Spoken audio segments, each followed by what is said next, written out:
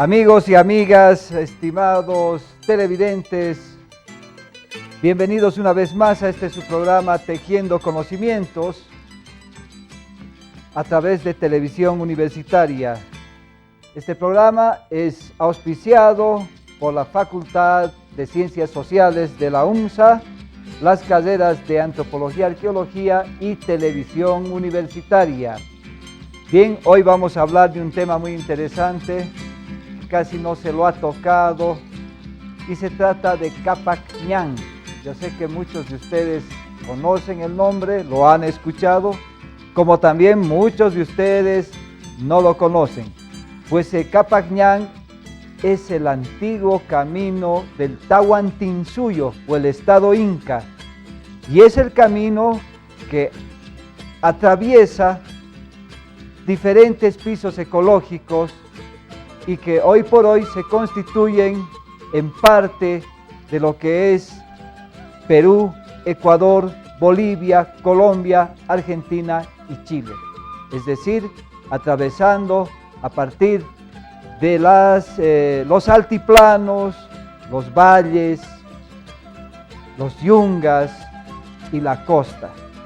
Bien, amigos, sean bienvenidos y gracias por permitirnos entrar en sus hogares. Una vez más, vamos a compartir con ustedes nuestro microdocumental elaborado por los estudiantes de Antropología y Arqueología del equipo Tejiendo Conocimientos. Muchas gracias por aceptarnos en sus hogares.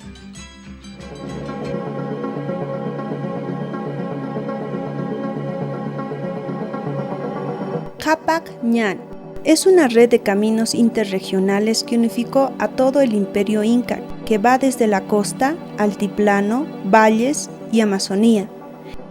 Esta integración fue un símbolo de poder que reflejaba la expansión geográfica andina. Todos los caminos del imperio se vinculaban con el Cusco, de donde se desprenden una serie de caminos teniendo control sobre diversos pisos ecológicos que unieron distintos pueblos del imperio inca. El Cápac Ñan abarca países como Colombia, Ecuador, Perú, Bolivia, Chile y Argentina. Se hallan dos caminos principales, los cuales se unen de norte a sur, uno a lo largo de la costa y otro que atraviesa las tierras altas. Se unía a la capital de Cusco con los cuatro suyos, Chinchasuyo, Collasuyo, Contisuyo y Antisuyo. Durante el Tahuantinsuyo constituyó un medio de integración para el desarrollo de la cultura andina en los aspectos políticos, administrativos, económicos, sociales, culturales y ambientales. Las funciones que cumplía eran de conectar zonas pobladas, ampliando el acceso y teniendo el control económico y político. De esta forma se aumentaban los recursos. Las zonas ecológicamente dotadas podían ser explotadas y a su vez delimitaron el territorio de tal forma que construyeron un símbolo de fortaleza y autoridad, reflejando su expansión y en muchos casos la conquista a otros pueblos. En la travesía de estos caminos se encuentran tambos, los cuales cumplían la función de acopio, almacenaban alimentos, a su vez cumplían la función de refugio para caciques, chasquis e incluso para el Inca y las panacas reales. También se encuentran los puentes, los cuales permitían cruzar los ríos, construidos de troncos de árboles, y las maromas se tejían de ramas delgadas. Estos caminos eran recorridos por jóvenes denominados chasquis, los cuales llevaban mensajes a través de un sistema de postas. En Bolivia encontramos varios tramos de importancia que integraban el Cápac Ñan, que comunicaban y articulaban a importantes regiones, y entre estos tramos se encuentran la región circunlacustre del Titicaca, con 3 tramos o caminos: Camino Real, Desaguadero, Huaki, Tiwanaku, Piacha; Camino de Omasuyos, Puerto Acosta, Carabuco, Ancoraimes, Achacachi, Pucarani, Laja y Viacha; Camino de Copacabana, Yunguyo, Copacabana, Isla del Sol. La región del altiplano con 4 tramos: Camino Real, Viacha, Ayoayo, Sicacica, Caracollo, Paria; Camino de los Chichas, Paria, Andamarca, Quillacas, Tupiza, Calahoyo. Camino de Orcosuyo, Desaguadero, Caquiaviri, Andamarca, Porco. Camino de Carangas, Totora, Curahuara de Carangas, Sajama. La región de los Yungas, con 12 tramos. Camino del Choro, Apacheta, Chucura, Choro, Sandillani, Chairo. Camino del Taquechi, Choquecota, Taquechi, Cacapi, Chojlla, Yanacachi. Camino de Yunga Cruz, Chuñavi, Chulumani. Camino de Songo, Tuni, Botijlaca. Camino de Pasto Grande, Chuñavi, Pasto Grande, Irupana. Camino del Suri, Turculi, Huichinca, Arcopongo. Camino de Inquisibi, Inquisibi, Cajuata. Camino de Taca, Collana, Taca, Callejón Loma. Camino de Ayopaya, Inquisibi, Capiñata, Cabari. Camino de Huara, Biloco, Huara. Camino de Tozini, Biloco, Choquetanga Chico, Choquetanga. Camino de Cora, Choquetanga, Aguilani, Cora. La región mesotérmica con 9 tramos. Camino de Oro, Sorata, Ancouma, Unutuluni, Tipuani, Guanay.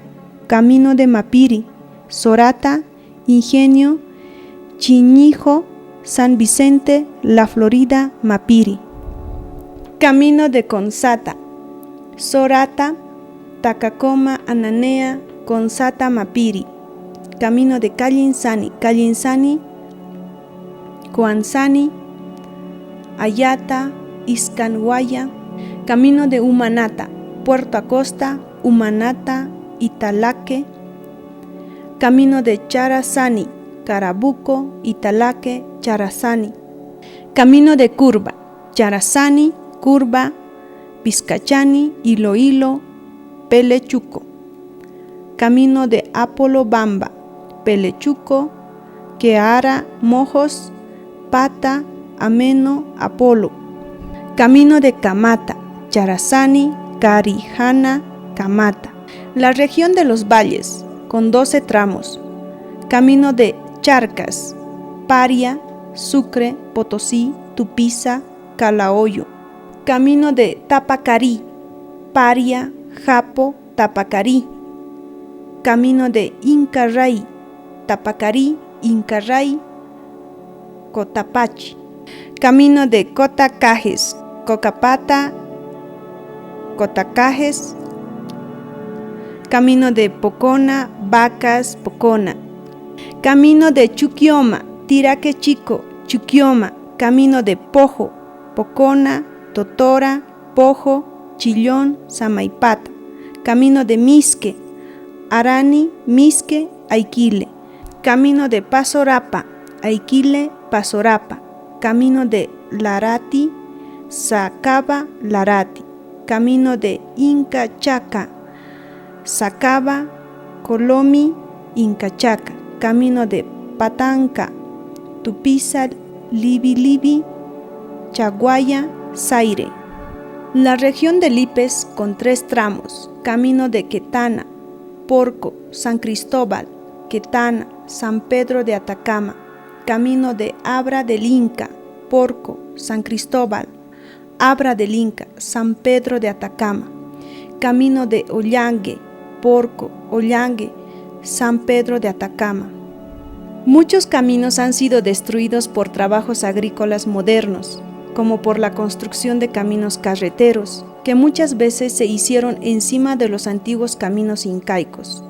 La UNESCO nombrará a Capajñán como Patrimonio Tangible de la Humanidad, en conjunto con los otros países que se integran por medio de esta red vial.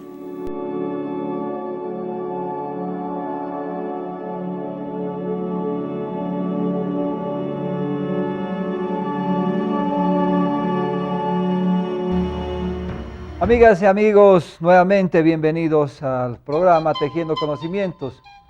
Espero que haya sido bastante orientativo este microdocumental sobre el tema que vamos a hablar hoy.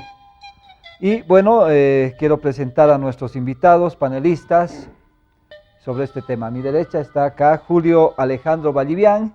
Él es licenciado en arqueología, escribió artículos sobre el Capac Ñan, Urcosuyo y Umasuyo. Bienvenido, Julio. Muchas gracias, Luis. Un placer estar aquí. A mi derecha también está Marcos Martín Aramayo Canazas. Él es arquitecto, pero también es egresado de la carrera de arqueología. Él ha hecho una tesis en arqueología sobre el camino Quimsa Cruz y Sacambaya. Bienvenido, Marcos. Y acá a mi izquierda tenemos a Adrián Álvarez Tapia. Es egresado de la carrera de arqueología e hizo trabajos de registro de vías prehispánicas. Bienvenido, Adrián. Gracias. Bien, vamos a empezar este pequeño debate sobre Capac Ñan, y más que debate, esta orientación, este tejido de conocimientos con todos ustedes, queridos televidentes, amable teleaudiencia. Julio Alejandro, ¿qué nos puedes decir tú sobre la ruta del Capac Ñan? Bueno, el Capac Ñan es un rasgo arqueológico creado en el periodo prehispánico, en el periodo precolombino.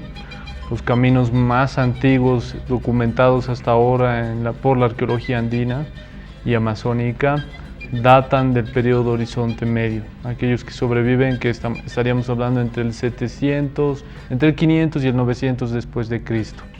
En lo que la arqueología andina reconocemos como el periodo de Horizonte Medio, y que en la cuenca sur del Titicaca y el altiplano boliviano se denomina también la cultura tiwanaku. Son rasgos bastante imponentes por la infraestructura, por la arquitectura, el diseño, la ingeniería que se ha empleado para construirlos, y porque son producto de los sistemas sociales e ideológicos que tenía la gente en el pasado, la gente que habitó esta región, en las formas de construir el paisaje como tal.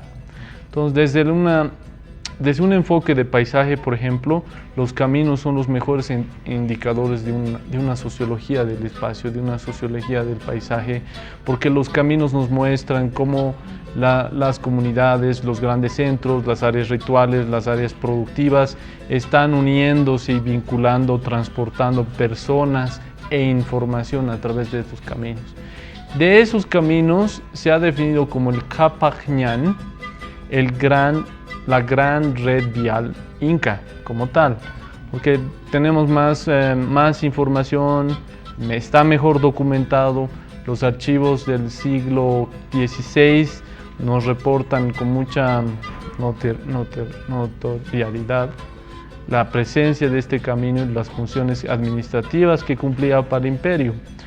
Los incas oficializaron en un momento en sus tercer y cuarto periodo de expansión, en la conquista del Collasuyo, oficializaron la necesidad de construir un sistema vial integrador, unificador y regular para el transporte del Inca, para el transporte de las vituallas, de los alimentos, de los bastimentos de los ejércitos, y también de todo ese sistema de información que requerían para controlar las 4 provincias y así tener una planificación en todo este gran territorio.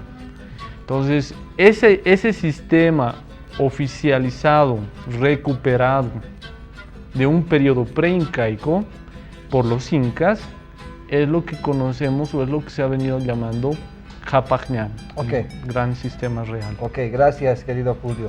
Quiero preguntarle a Marcos, ¿fueron los incas quienes planificaron y construyeron el Capac Ñan? En parte no, porque los incas reutilizaron muchos de los tramos que hoy se conocen como el Capac Ñan, ¿no? Tal vez lo magnificaron en el sentido de que el Capac Ñan empezó a bajar longitudinalmente atravesando toda la cordillera de los Andes, pero, o sea, anterior a los incas, ¿no? En el periodo pre-inca, los caminos eran regionales, ¿no? Eran regionales. Con el Inca ya se empieza a estructurar una red de caminos más desarrollada, con mayor planificación. Por eso que cronistas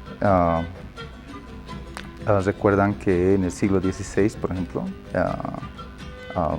escriben que Pachacútec ya empieza a diseñar el camino. O sea, hay ciertos relatos etnohistóricos que reflejan que el Pachacútec empezaba a dibujar, a pintar ya la estructura misma del Capagnán. Entonces de ahí se supone que, bueno, con el Inca ya se formó toda una estructura dinámica, ¿no? De lo que hoy conocemos como Capagnán, ¿no? Con nuevas funciones, obviamente. ¿Por qué? Porque al ser un imperio expansionista, entonces lógicamente que las necesidades cambian, ¿no? Cambian. Directamente el camino sirvió para la expansión, para la guerra, ¿no? Tenían puestos bastante importantes como hitos, nodos, internodos, donde el Inca lograba almacenar, como dice Julio, vituallas, todo ese implemento que servía a la maquinaria de la guerra, ¿no? Para la guerra, para el comercio, para la interacción con otros pueblos. Mucho de esta estructura que diseñó en principio Pachacútec tiene que ver con conectar hitos importantes, pueblos importantes, regiones productivas, ¿no? Valles, regiones que estratégicamente interesaban al imperio, ¿no? Ok, gracias Marcos. Adrián, ¿cómo se dieron esos procesos a lo largo de la historia? Bueno, debemos mencionar que, en primer lugar, los caminos mal llamados del Capagnán, ¿no? Caminos del Inca, muchas personas hablan sobre ese tema mucho. Tenemos que aclarar que ya, de acuerdo a investigaciones arqueológicas que se han realizado en estas vías, han podido determinar que las mismas son o pertenecen a lo que vendría a ser la cultura tiwanacote, ¿no? Muchos de estos caminos han servido para que el núcleo de Tiwanaku pueda expandirse hacia otras regiones, ya sea a la parte de los valles, a las regiones de los yungas, hasta llegar a lo que venía a ser la Amazonía, el Océano Pacífico, a la región de la Argentina. Bueno, entonces, básicamente se tiene un número estimado de lo que vendrían a ser las vías que corresponderían a la cultura tiwanaku, ¿no? Que vendrían a ser 11, y sumarían más o menos en kilómetros unos 4.500 kilómetros, que corresponderían a lo que viene a ser los caminos tiwanaku, ¿no? Posteriormente se tiene ya el ingreso de lo que vendría a ser la expansión inca. Esta se produce, como todos saben, por cuestiones de adherir nuevos territorios al dominio incaico, ¿no? Entonces, en este sentido, los incas, al encontrarse con vías ya construidas en muchos momentos, las utilizan en su expansión. Lo único que ellos, en algunos casos, en las regiones donde la topografía era mucho más accidentada, van y le aplican técnicas formales de ingeniería civil para la construcción, como ser escalinatas, canales transversales, canales paralelos, muros de nivelación de plataforma en muchos casos. En los sectores de bofedales realizan estratégicamente la construcción de tambos, ¿no? De tambos, porque en muchos casos también ellos los reutilizan, porque bueno, no debemos olvidarnos que la cultura tiwanaku realiza para el diseño de sus vías de tránsito una aplicación de sus conocimientos, ya sea en la astronomía, como en lo místico, ¿no? Lo místico viene a ser los componentes de apachetas que tenemos en la actualidad, ¿no? Y en lo astronómico podemos tener la guía que ha sido constante del hombre en la prehistoria, que vendría a ser la chacana, ¿no? La Cruz del Sur. Es entonces en el sentido que podemos mencionar que la cultura tiwanaku sería la fundamentadora de la red vial, que nosotros llamamos, bueno, yo prefiero llamarle red vial prehispánica, ¿no? Red vial prehispánica en el sentido de no crear confusión, mucha confusión en el hecho de decir camino del Inca. Okay. Eso creo que es un tema que por cuestiones incluso geopolíticas nosotros como estrategia boliviana, como arqueólogos bolivianos, deberíamos plantear. Bien, si bien se tiene lo que vendría a ser el Capac Ñan, que es fundamentalmente la red vial, la red integradora en la región andina, tenemos que fundamentar que esa red vial, esa red Capac Ñan, es parte de la red vial andina, de la red vial tiwanacota, ¿no? Okay. Entonces es en ese sentido que tenemos que manejar, creo, las condicionantes cuando nos referimos a lo que vienen a ser las vías. Muy bien, ok, Adrián. Bien, amigos, vamos a ir a un corte y luego retornaremos con ustedes para seguir hablando sobre este interesante tema y el Capac Ñan.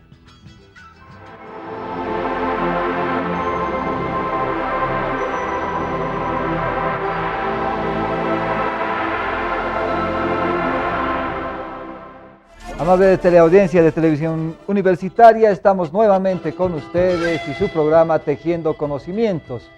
Hoy los voy a invitar, el equipo de producción de Tejiendo Conocimientos ha preparado una serie de encuestas que hizo en la calle, un sondeo, y queremos que nuestros panelistas absorban esas preguntas. Adelante, por favor, con el video, con las entrevistas. Tengo una duda, ¿quiénes se encargan de preservar el camino del Inca en Bolivia? La duda que tenía era saber en qué tiempo se ha construido el Capac Ñan. ¿Y por qué se llama el camino del Inca?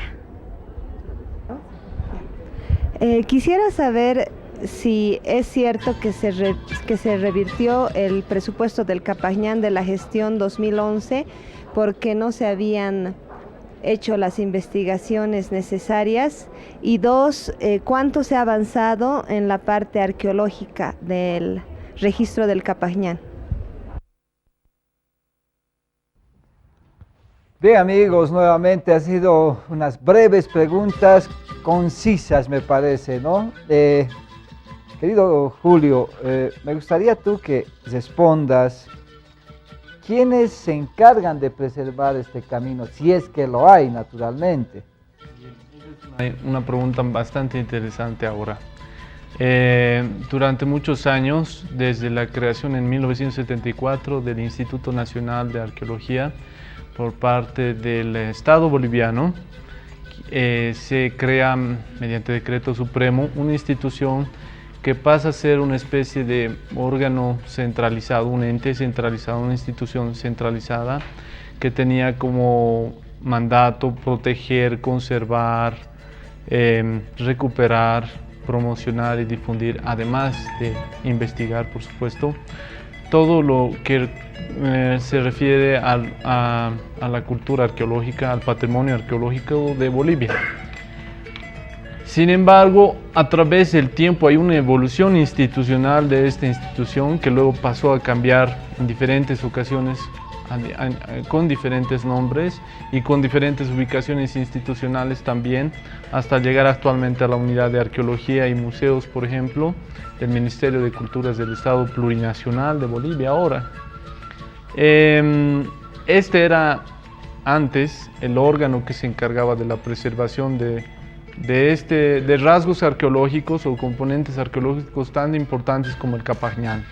Sin embargo, hoy, después de más de un año de la promulgación de la Ley 031, Ley de Autonomías, Ley Marco de Autonomías, el artículo 86 de la misma define las competencias con respecto a la protección, recuperación, conservación, restauración, promoción, difusión y repatriación de patrimonio cultural, y entre ellos el arqueológico, reestructurando esta antigua institución de alguna forma que tenía antiguamente la función de atender exclusivamente a todo el territorio nacional, para dejar en manos de las gobernaciones, de los municipios y de las autonomías y gobiernos indígenas el papel de proteger, conservar, investigar, conservar y restaurar el patrimonio arqueológico. En ellos también queda la potestad para hacer declaratorias de patrimonio a través de leyes municipales o leyes departamentales. Está en manos ahora de un proceso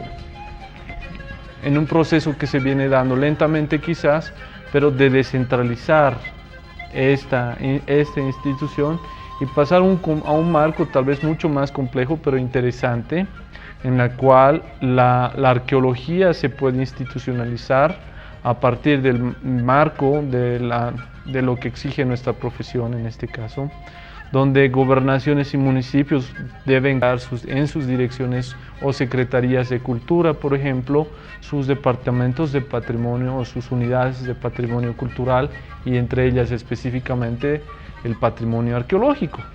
Esto es algo que seguramente toma más tiempo, pero es interesante encararlo ahora en la posibilidad de que sean las mismas comunidades, los mismos gobiernos departamentales y los municipios quienes reflexionen y un poco revaloricen las capacidades de gestión y de promoción de su propio patrimonio. Y quienes sean los encargados en realidad de preservar este patrimonio. Claro, es en ¿verdad? sí un proceso también de empoderamiento, ¿verdad? Que antes nunca se había dado, y si en un momento se preguntaban cuál es el presupuesto que asigna el Ministerio de Culturas, por ejemplo, a la protección del patrimonio cultural, pues el gobierno boliviano asigna un presupuesto bastante grande que ahora entrega a gobernaciones y municipios que en el marco de sus competencias autonómicas deben gestionar.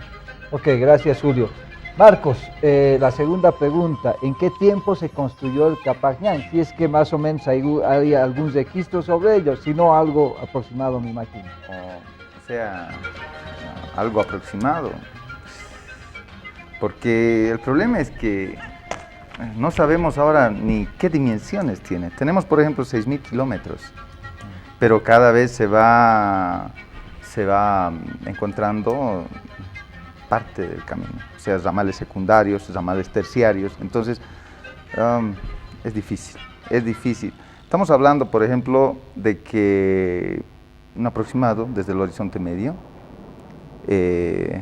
y una concretización hasta el horizonte tardío. Pero es un tema bastante complejo, ¿no? Porque en sí no tenemos hoy en día la verdadera dimensión del camino. Por ejemplo, hacia el Antisuyo, ingresando hacia el este, no se tiene mayores datos, o sea, son aproximados, porque continuamente se va encontrando ramales secundarios. Hay incluso ramales, secundarios que van directamente por ríos y otros por cumbre. Entonces ambos son secundarios, pero bueno, en ese sentido es bien complejo hablar de... Contestar la pregunta, ¿en qué tiempo se construyó? Históricamente tampoco existen los registros. Aproximados, sí. De alguna forma sabemos que del estrecho de Bering migraron a través de miles de años mucha gente. O sea, podríamos estar hablando de alrededor de más de 50.000 años para ver que hay rutas de migración en el continente americano y son las rutas de poblamiento que se han ido formalizando como camino. Pues me parece que esa es la respuesta más adecuada. Adrián, y a ti te hago llegar esta pregunta que nos plantea nuestra gente, el público, que ya lo dijiste, pero parece que nos gustaría que vuelvas a plantear. ¿Por qué se llama el Camino del Inca? Tú dijiste que no deberíamos manejar así. Bueno, como lo dije anteriormente, el término de Capajñán es un tanto impuesto por lo que vendría a ser la arqueología peruana, ¿no? Considero que como bolivianos nosotros tenemos que hablar y de valorizar todo lo que nos dejaron nuestros ancestros, nuestros antepasados, ya que estas vías a la llegada el periodo del Incario duró muy poco, ¿no? Y no podían haber construido semejante red vial en un periodo tan corto. Eso y las investigaciones arqueológicas que se han realizado, especialmente en la región de los Yungas y en la parte altiplánica, han ido determinando que estos caminos fueron fundamentados y construidos en la época tihuanacota, ¿no? Se podría decir en la fase expansiva de la cultura tihuanacota. Es en este sentido que considero que es muy importante, como les digo, estos caminos han sido parte de lo que es la mística y la astronomía de nuestras culturas andinas, de nuestra cultura tihuanacota. Entonces considero que es importante darle ese valor y decir, bueno, son caminos andinos. Ok, Julio, pasamos a otra interrogante que puede ser de interés para nuestra teleaudiencia y para nuestra sociedad. ¿En qué estado encontramos los sitios arqueológicos y los ecosistemas asociados al camino al Capajñán?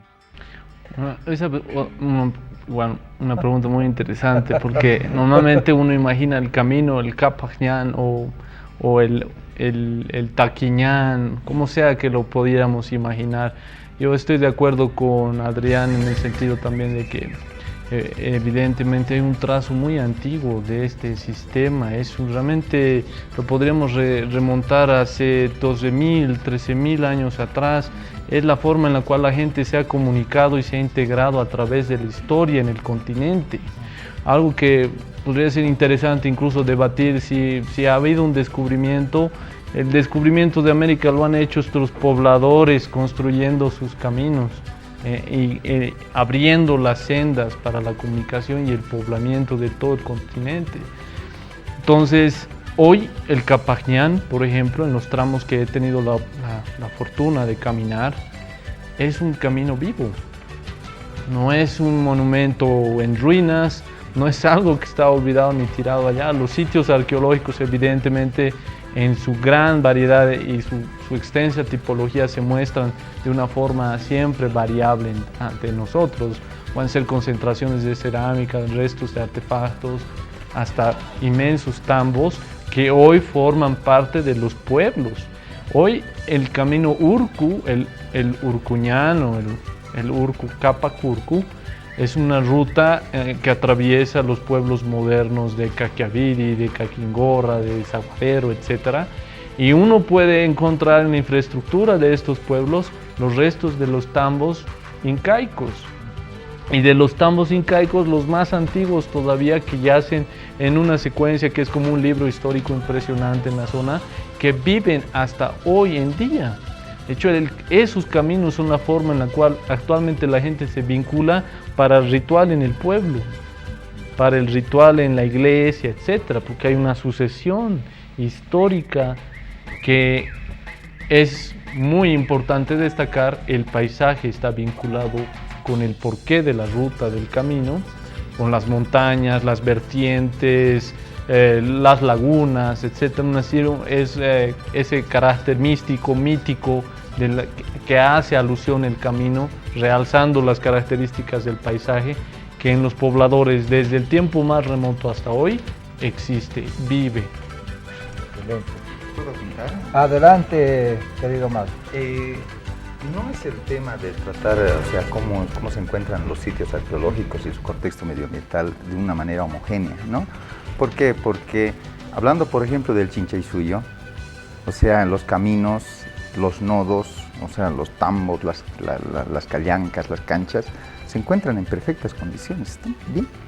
Ahora, cuando vemos el mismo camino hacia el Collasuyo, la cosa cambia, o sea, vemos tambos en pésimo estado, canchas realmente ya, que la arquitectura misma se ha ido degradando de a poco, el camino poco más que huella. Ahora, si entramos por ejemplo a ver el camino hacia el Antisuyo, el asunto es más dramático. ¿Por qué? Porque los sitios arqueológicos no existen, si bien están las estructuras, no hay más. No hay esa arquitectura imponente que vemos hacia el Chinchaysuyo. Entonces, depende mucho de esto el interés que los gobernantes hayan tomado, las medidas políticas que hayan tomado para poder mantener este camino. Entonces, en algunos, por eso le digo, en algunos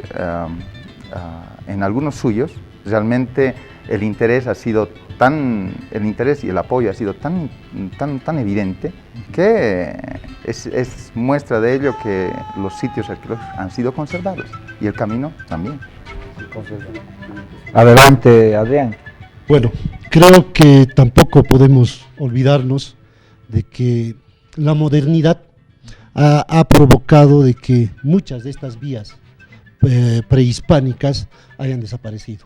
No nos olvidemos que muchas de las carreteras que tenemos en la actualidad han sido construidas, han sido fundamentadas en lo que vienen a ser vías prehispánicas.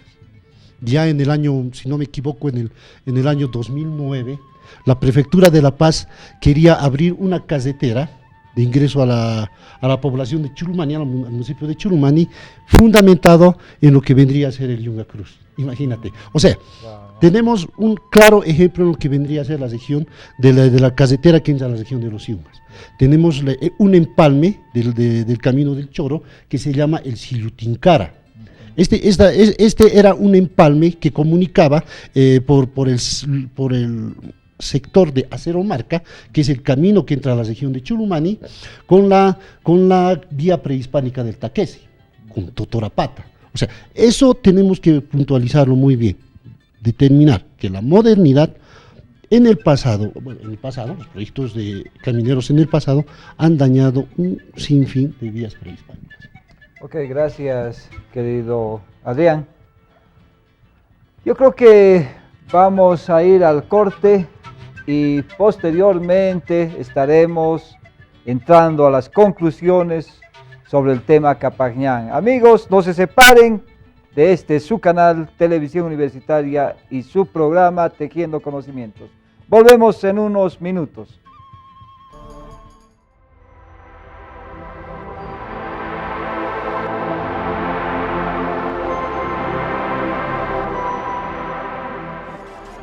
Amigos, estamos de vuelta una vez más con ustedes, compartiendo este tema tan interesante, el camino del Capajñán. Y bueno, vamos a entrar en conclusiones con algunas cuestionantes que nos van a orientar un poco más. Julio, ¿en qué regiones de Bolivia se pueden evidenciar los tramos que se anexan al Capajñán? De acuerdo a un análisis exhaustivo de la documentación etnohistórica, de todos los documentos que nos han sido legados por la colonia y que han descrito bien la presencia de dos caminos principales que atraviesan todo el altiplano boliviano. Se trata del camino Urcusuyo y el camino Umasuyo. El Urcusuyo entraba, en realidad es un sistema vial aplicado a un precepto de ideología geográfica también, es muy interesante, por el hecho de el camino sale del sur del Cusco y se dirige justo a la parte norte, a un nudo geográfico que existe en la parte norte del lago Titicaca, y ahí se bifurca. Un camino rodea la margen oeste y el otro la margen este del lago, y ahí toman el nombre y la definición de Urco y Uma. Urco relacionado con lo seco, lo alto, lo varonil, lo esforzado, la guerra, macho, hombre, varonil, uma, hembra, húmedo, fértil, más abajo, y con algunas otras denotaciones que en un sistema bastante estudiado sobre la dualidad andina es fácil de identificar. El camino Urco así recorre toda la margen oeste del Titicaca y del mismo modo sigue en el mismo lado con el río Desaguadero, ingresa y bordea nuevamente el lago Popo, mientras que el camino Uma hace lo mismo por el sector este, acompañando al río Desaguadero, y hay una gran cantidad de iglesias en el altiplano que ustedes han debido notar, todas están vinculadas con este camino prehispánico, y que creo que es interesante anotar que los incas lo oficializan en la base de un pensamiento dual, no preincaico, pero existente y definido ya antes de los incas, porque hay un sistema de territorialidades de los grupos étnicos, de los señoríos que llaman los españoles, que están definidos precisamente en la ocupación Urco y Uma de todo el altiplano y de sus conexiones. Uma con los valles de Yungas y la selva, y Urco con los Yungas de la costa y el desierto. Entonces ambos realmente se muestran como complementarios, contrapartes, contrapuestos. Y estos caminos cumplen esas funciones. Precisamente hay una serie de disputas y litigios que son narrados en los documentos etnohistóricos sobre quiénes debían atender los tambos que estaban apostados como nodos, similar a lo que en algún momento el doctor Marcus Michel y yo escribíamos sobre el quipu y la relación de las líneas del quipu y los nudos intermedios. En una representación similar, el camino toma estos nudos como una línea con nudos en los cuales encuentras estos centros administrativos que tienen un vínculo religioso donde se reproducía la cosmología inca, con un usno, etcétera, con ciertos rasgos que eran a veces más importantes. Así estos caminos ingresan al norte de Argentina y al norte chileno. Ok, gracias Julio. Vamos a seguir con... ¿Quieres algo apuntar? A ver, complementa. Creo que es importante no olvidarnos que en nuestro pasado prehispánico no existían fronteras. Es en este sentido que las regiones que ocupan las vías prehispánicas vendrían a ser la parte del altiplano, la parte de los valles, los yugas, la Amazonía y la región de la costa. Esto significa y simboliza todo lo que ha sido la parte y la ideología, la idea de integrar todo lo que eran estas regiones en el pasado. En realidad podemos decir, de acuerdo al conocimiento suyos, que fue, digamos, la primera experiencia de una integración latinoamericana, el Capacñán. Si lo sacamos a los brasileros del tema, sí, y a los venezolanos y colombianos. O tal vez habría que llamarlos. Bueno, vamos por ahí. Sí. Querido Marco, viendo la emergencia de proteger la ruta en lo arqueológico, en lo medioambiental, en lo cultural, ¿qué solución se pueden plantear? Primero se tiene que reconocer al camino Capacñán como patrimonio, directamente. ¿Por qué? Porque si es que los pobladores, los comunarios que viven alrededor ahí del camino, que tendrían que cuidar, obviamente, que cuidaban en el tiempo del Inca, no consideran como parte suyo el camino. Entonces va a haber ese continuo descuido, ¿no?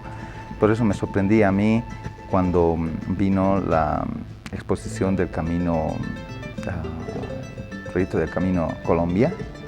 Tenían un proyecto, las escuelas Capacñán, ¿no? Es algo bien interesante. ¿Por qué? Porque mostraban al camino como parte suyo, ¿no? Tanto así que se enfocaban directamente a hacer ver que el camino formaba parte de su patrimonio, parte de sí, parte de la comunidad. Entonces, en ese sentido, cuando algo forma parte de uno, automáticamente uno no va a destruir eso. Entonces, en ese sentido, se apropian de él lo cuidan, lo mantienen y bueno, sería creo una buena política para que el camino, una buena gestión para que el camino se mantenga, ¿no? Es interesante. Ok, Marco. Adrián, viendo lo mismo, la misma emergencia de proteger la ruta, ¿qué proyectos de conservación existen en este momento a lo largo de la ruta? Si es que los hay, obviamente. Bueno, creo que este es un tema muy preocupante, se podría decir, ¿no? Bueno, es importante mencionar que en el presente se viene elaborando, se viene ejecutando lo que vendría a ser el proyecto Capagñán. El proyecto Capagñán Red Vial Andina, que consiste en un proyecto para la declaratoria de las vías prehispánicas al rango de patrimonio de la humanidad, ¿no? Entonces, en este sentido, se podría decir que este es un componente importante y en el futuro considero que va a ser un modelo piloto para poder determinar estrategias de conservación, de preservación de estas vías en el territorio boliviano. No solamente en el territorio boliviano, sino en los 6 países que componen este proyecto. Es importante determinar que en el presente las únicas estrategias que se toman para poder preservar y conservar estas vías son las fundamentadas en lo que vendría a ser la ley de medio ambiente, ¿no? En la cual entra un pequeño componente que consiste en la preservación del patrimonio cultural. Es en este sentido que considero que en la actualidad lo único la única forma en la que se puede realizar o evitar el daño a estas vías y conservarlos y preservarlos es mediante esta ley, realizando una constante se podría decir una supervisión a los proyectos de ingeniería civil que por lo general son los que dañan estas vías, ¿no? Complementando un poco más, por medio del tema de la elaboración de planes de manejo y gestión de estas áreas, de estos sitios, de estos sistemas. Es lo más importante porque debemos concebir el plan de manejo, el plan de gestión como un conjunto de fases, de acciones que se deben implementar para llegar a la consolidación. Empezaremos por la protección, por la conservación, la concientización, la restauración y llegaremos hacia al final a la difusión y la promoción, donde este patrimonio se vuelve un capital humano y cultural que ha sido gestionado y modelado a partir de un plan y que proyecte al Capagñán o al Taquiñán de aquí a 100 años y no de aquí a un año, a mañana, pasado, sino realmente un programa grande, extenso, donde las comunidades y todas las instituciones que están involucradas participen. Ok, y creo que eso sí realmente resultaría en una gran integración a nivel latinoamericano. Exacto. Sin olvidarnos de Venezuela y Brasil, que en algún momento habría que ver por dónde nos metemos, ¿verdad? Bueno, bien amigos, amigas, ha sido todo por hoy. Espero que haya sido de su agrado este tema tan interesante como el Capagñán. Si no lo conocían, pues ahora ya lo conocen. Nosotros nos vamos, no sin antes agradecer a nuestros invitados, panelistas, que nos han podido orientar sobre este tema. Y qué bonito sería, ¿no?, tener un nuevo camino, el mismo camino, como ellos lo dijeron, ¿no?, con un proyecto de integración latinoamericana en base a lo que nuestras culturas, antiguas culturas, han logrado hacer. Lo que nosotros hasta el momento no logramos hacer, esperemos que en algún momento lo hagamos. Bien, muchas gracias. Será hasta el próximo programa y quiero también dejarles con esto que es importante. En cuanto a cultura ambiental se refiere, esta cápsula es para ustedes. Hasta la próxima, amigos.